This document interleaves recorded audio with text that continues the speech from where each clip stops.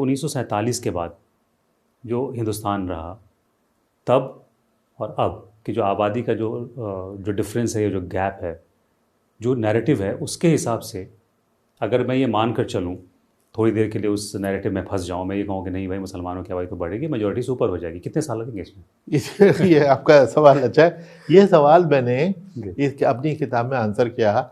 और एक चीज़ होती है मैथमेटिकल मॉडल।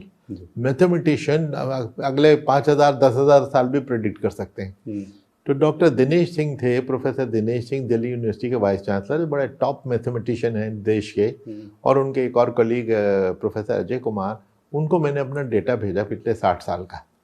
मैंने कहा इसको देखते हुए बताइए कि मुसलमान का राज कितने दिन में आ जाएगा। तो उन्होंने हर किस्म की उम्मीद पे बाल्टी डाल दी कि भाई जान भूल जाइए, 1000 साल तक भी नहीं होगा।